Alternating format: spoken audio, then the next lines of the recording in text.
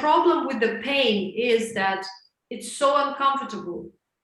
Just remember any kind of moment where you felt fearful, uncomfortable, insecure. What happens? It's a palpitation in your solar plexus. It's fear. It's basically like you've been running away from a wolf.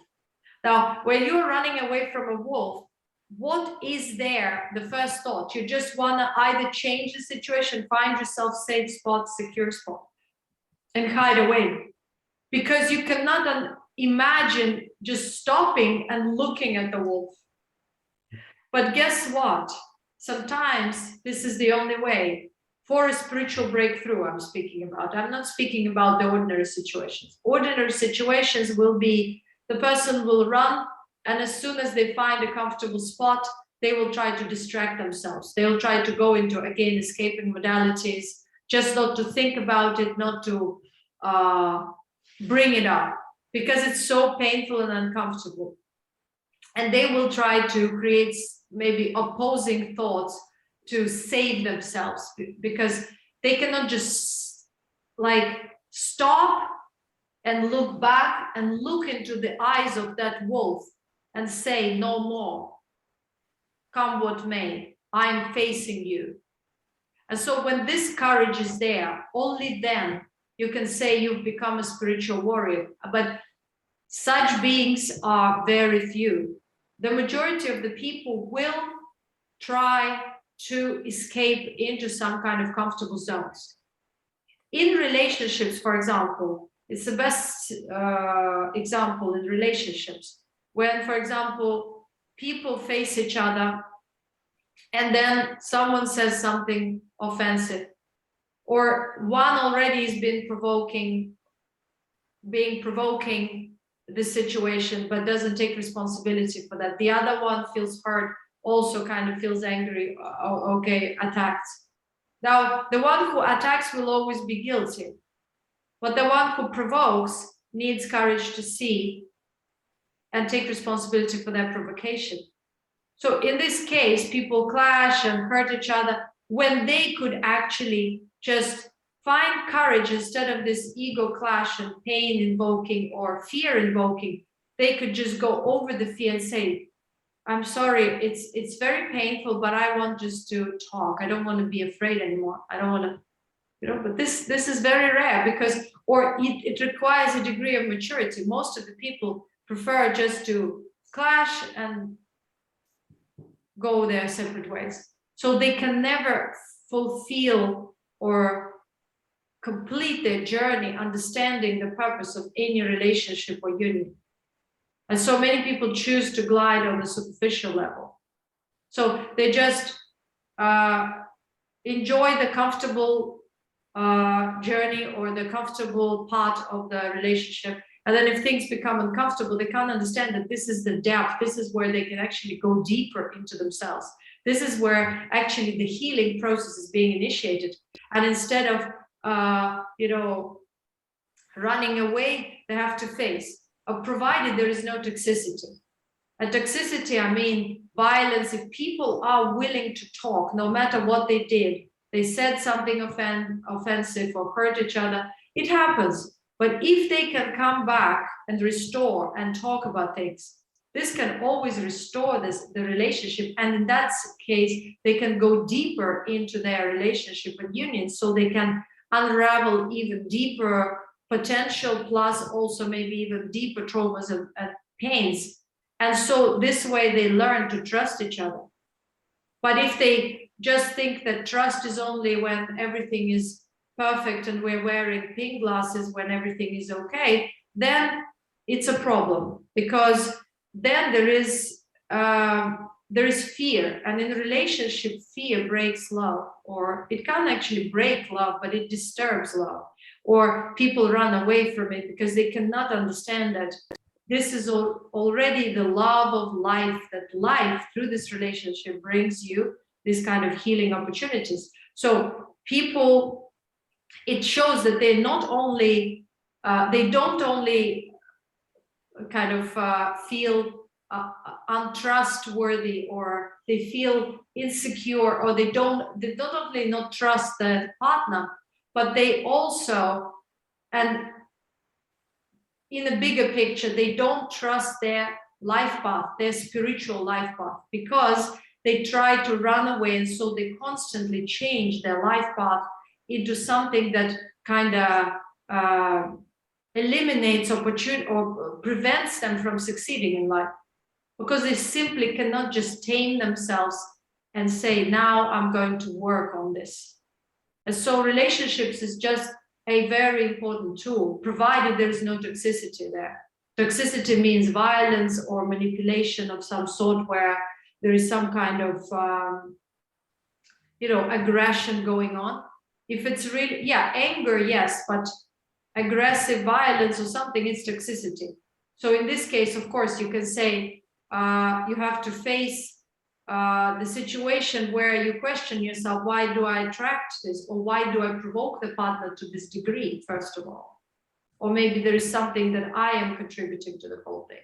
But if you see that it's because of their addictive behavior or their abuse of alcohol or drugs, of course, this relationship is no relationship.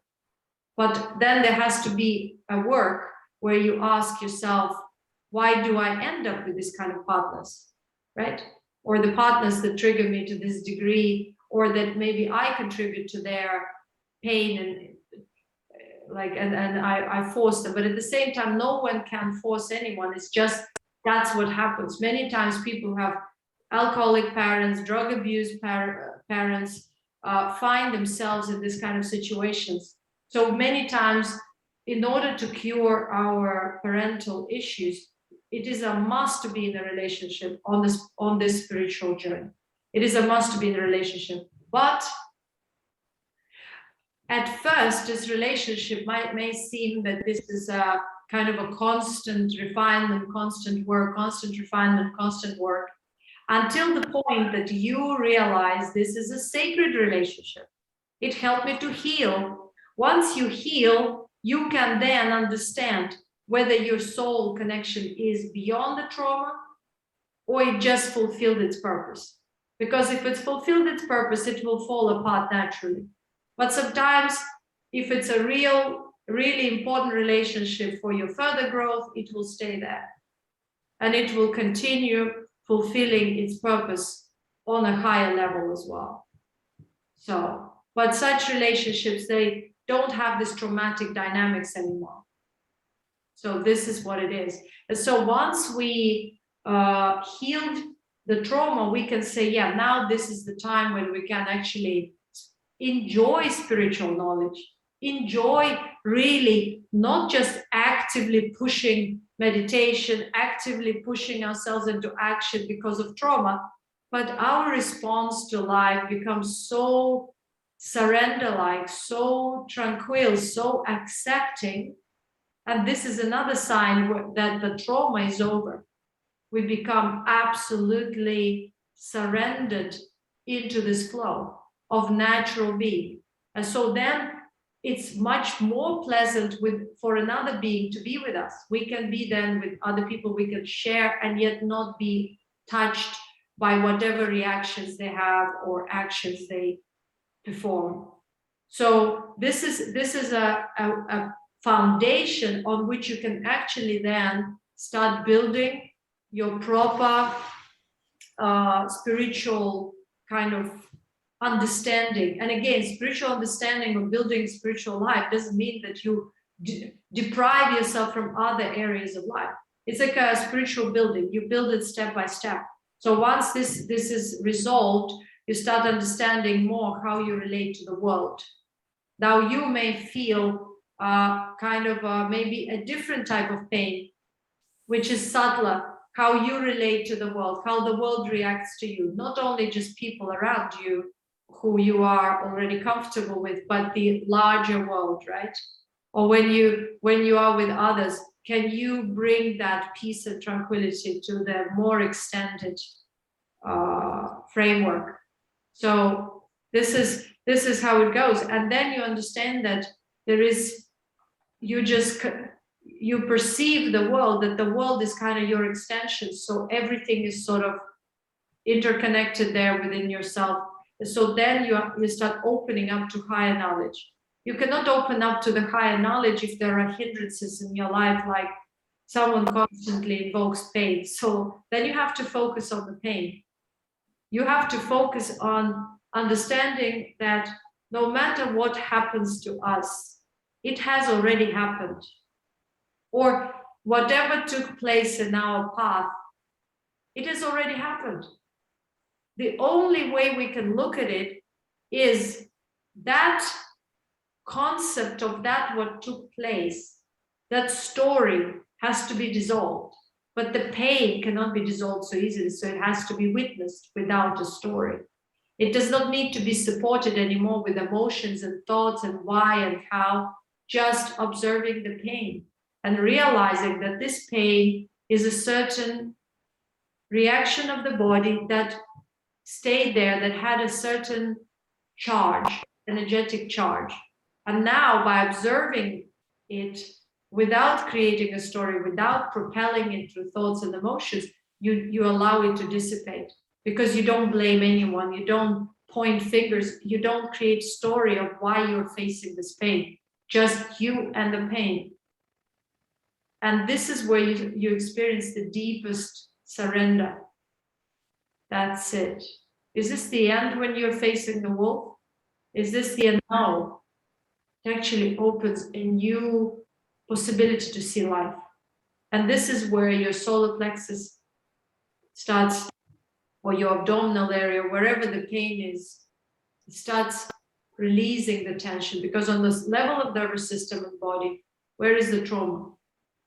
It's a contraction. It's a contraction of muscles. First, it is in the nerves, but then it translates to be, if it's especially a recurring trauma, it records or kind of crystallizes in the muscles, it crystallizes in the organs that are related to it, but mostly in the muscles. And so when you feel pain of rejection, failure, or whatever else, you actually feel again the contraction. You feel some kind of the same response of the nervous system. And this response has to be understood by just allowing it to be felt. And that's it. And because you don't charge it anymore with emotions, because you don't charge it anymore through thoughts, it dissipates. It dissipates because it cannot stay there for longer than it has the charge to stay. So, and this is the work that may take years. But if we escape in a comfortable zone, we will never face ourselves. So all our spirituality will also be superficial, ephemeral, imagination-like, hallucination-like. And after all, the pain will remain hidden like a shadow that will eventually then unleash as some sort of psychotic episode, schizophrenia, or other type of like drug abuse or escapism into some kind of a paradigm where we will never know who we truly are. So, and the majority of the people will definitely choose this path, the path of escapism, because it's very difficult to just like sort of crash your patterns and just crash them over and say, after all, I choose love. After all, I choose to be kind. After all, I understand people act this way because of ignorance, because they maybe couldn't find any other way, and I let it go. I forgive, and I allow love to take over. I allow open communication to take over. So the only way to heal from trauma is to start trusting the process of life. Start trusting that the relationship you're in are the best for you. Start trusting that with love and open communication, you can overcome any negativity, any hostility, anything, because you allow another being to express their pain. And so you ask them to also kindly understand your pain. It's not about who is right or who is going to win in this situation. It's about how can you help one another to grow?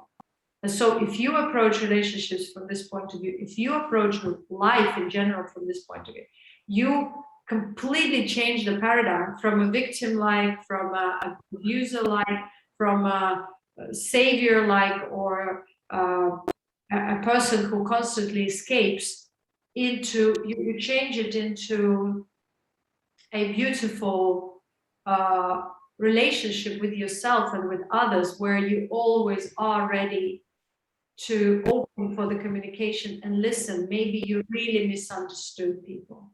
Maybe they come from the paradigm of pain. So listen to their pain. Why? Understand their point of view, why they chose to act in the situation the way they acted. And if they admit that this is a mistake, then forgive them and allow this to be dissolved. And so you move on with a better understanding together again. You're not allowing these situations to stay there like extra tails. And, you know, the more you allow these tails to stay, the heavier it becomes. Because actually, you don't then forgive, you don't let go. You think you have to let go of a relationship, but in reality, you have to let go of those tails, of those grudges, of those resentment points. So that's where the open communication is important. And there is no such a relationship that wouldn't have such situations or doesn't have, because we meet here on this planet at this point to heal ourselves. And the only way for us to heal is to face ourselves, meaning our pain, but also to allow this pain to be triggered by someone who truly loves us. So if someone triggers your pain, it means there is a deep connection there. And if you truly love them, open communication, forgiveness, compassion, and love are key. Because if this is not there, then you can never allow this true love to bloom. So that's what I think. And what comes to people who have traumas, it's very important for them to trust at least one person in this world. Just surrender, even if they suspect or think that they might get hurt. They have to allow this to happen, because whatever happens to them is important. And if they restore this trust in life, that nobody's against them, nobody's constantly trying to take advantage of them, but they just need to trust one being. And if someone comes into their life, they can, of course, check them, test them, but still, they should understand that what manifests in our life is not separate from our being. So it's not that someone is trying to punish them or bring them bad partners or bring them some pain. It's because it's an important point, it's a cornerstone in relationships to actually at first bring this pain so that this pain can go and they can actually enjoy what they are looking for. Actual contentment and love with a partnership. But love and contentment, true love and contentment with a partnership is not possible until the pain constantly impedes this. So the pain has to dissolve. Once the pain is dissolved, there is successful partnership, supporting, nurturing, and so on and so forth. Then again, if any clash comes up, you can dissolve it through open communication, through actually commitment to resolving things. And people think commitment is something superficial, but commitment is actually this, what I've just said. It's that people commit to each other to, no matter what, to stick together and resolve things until they realize that there is nothing more to resolve, that now they can actually, instead of wasting time on some kind of petty things and sensitivities within themselves, they can throw that energy to create something bigger, to create bigger picture. And so this is how people transcend from the level of drama in a relationship to the point of successful life in general, because they feel nurtured and supported at home, because that becomes their foundation. So they can then become successful in other areas of life, or they can do something together that can bring success because all the other points are resolved. The foundation is there. So then you can start exploring spiritual knowledge, spiritual things, or other things in life, which is like building your career, you're creating something in life, creating some projects or expressing yourself in a different way. But you still have that foundation. And so the partner supports you, you support the partner. This is the goal. And yet both individualities are there, but they are healthy. They're healthily blending together. But they can't healthily blend together until there is this pain dimension, because the dimension of pain has to be dissolved. And this is why the partnership is crucial here, because most of the people just want this romantic stage where everybody is just enjoying the moment of courtship and facade. But this facade is just to prepare you to build that bond so that you can actually spiritually work on yourself. And many people just at that point start running away from relationships, dissolving, just abandoning them without really exploring them to the depth. And to explore them to the depth again is possible only through surrender. Because when people, for example, are there together in communication through intimacy, the core of all of this, or the point, is surrender. If one of them doesn't surrender properly or just completely gives themselves to that, they will have clashes, the pain will arise. And so mature beings understand that this surrender, this unconditional trust will only arise this, what has to be arisen from within. And even if it's pain, it's for the benefits, it's for healing. And this will be dissolved, this will dissipate, and it will strengthen the trust. If people choose to run away at that point, they will again and again come to the same point where they cannot just surrender, they cannot trust. If they trusted, they would have overcome and would have created a different path, which would be very, very beneficial for them. But they choose to run away, and so they again hit the same snag on and on their journey.